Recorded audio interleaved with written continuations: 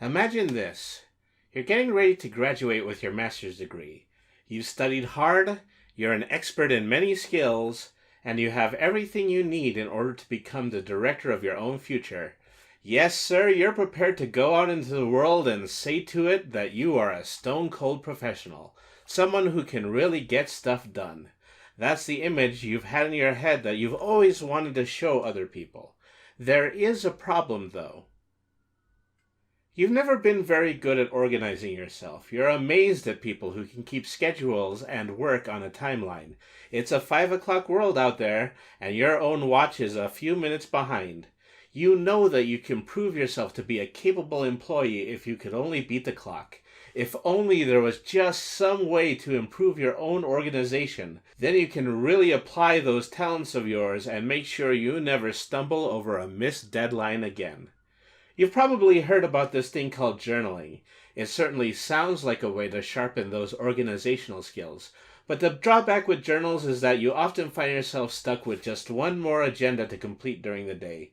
Scheduled items to write down, daily to-do tasks that you may not work on, and what if you ever lost a journal? Then what would you do? You shouldn't have to take extra time to learn how to take less time. But there is hope. There are 3 basic steps to writing any journal that are essential to improving your organization. I will go over these 3 basic steps and show you how I write a weekly agenda with the goal of getting as many of these tasks done during the week.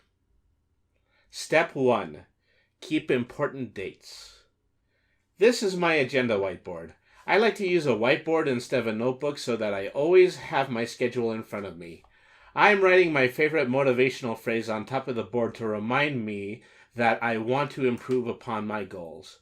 Now, you'll see that I am writing down 2 sets of the same dates, one on the 7-day calendar section on the left and a second on the left-hand side of the board.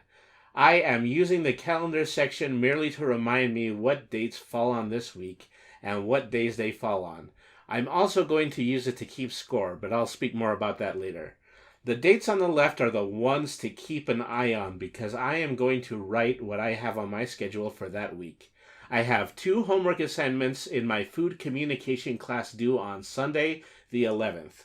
I have a proposal due at my work on Tuesday the 13th, and I have a business meeting at my local comic shop on Saturday the 17th. I write each of those down as the first thing I have to do every week. That doesn't mean it's the first task I have to finish, but it does mean that it is something important that absolutely must be done on that day.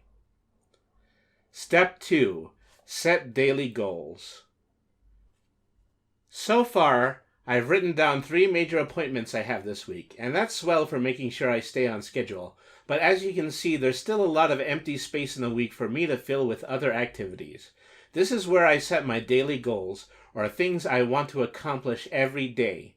Right now, I have 3 daily goals. I want to add more promotion to my social media, so making 1 social media post a day would be helpful to my overall productivity. I would also like to draw a page from my independent comic book every day to keep my drawing skills sharp. And I want to work on my proposal for my graduate thesis, an outline of which is already due on Tuesday the 13th. There might be more that I would like to add to the board later or even on specific days, but I'll add those to the calendar as I need them. Once I get a strong idea of what my daily goals are, I can write them down in shorter sentences later in the week. Step 3. Give yourself points. Writing yourself a score is one of the most important elements of journaling. It gives you a clear illustration of how much you've accomplished during the week.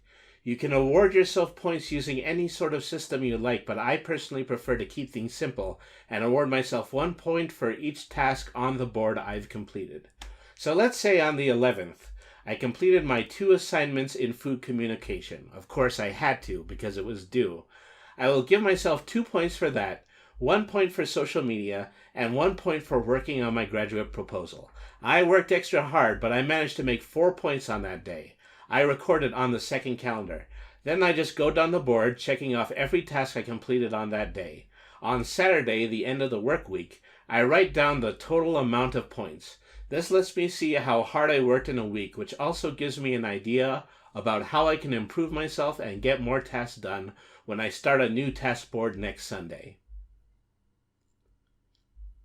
And that, my friends, is how you complete the 3 most important tasks in your productivity journal.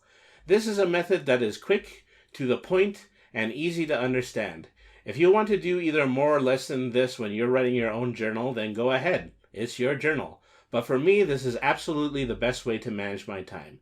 Not too many bells and whistles, just a lot of strong time and attention spent to the work I need to get done and the goals that I want to accomplish. Thank you.